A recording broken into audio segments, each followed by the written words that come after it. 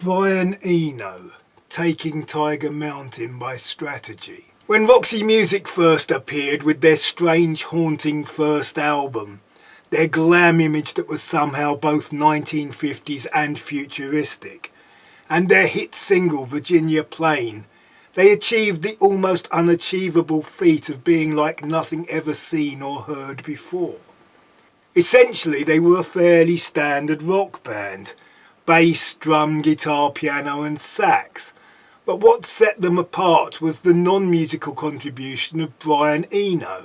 Eno added nothing to the harmony and little in the way of melody, and his bubbling and whooshing synth noises were not that unusual at the time.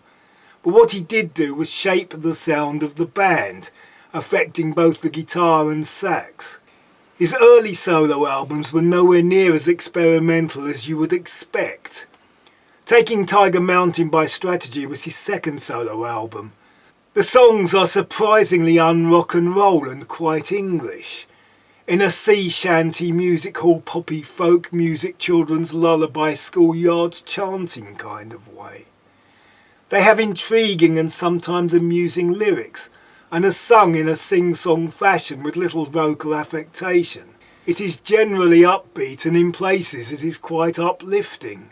It is not so much glam rock as it is Syd Barrett type 60s psychedelia, more tie-dye than eyeliner. Maybe some of the album could be the offspring of The Piper at the Gates of Dawn, though the track The Third Uncle could be the great uncle of post-punk, especially Wire, Joy Division and Bauhaus, who actually did a cover of it. Brian Eno at the time was associated with the Portsmouth Sinfonia, an orchestra of amateurs who could barely play at all, let alone play in tune.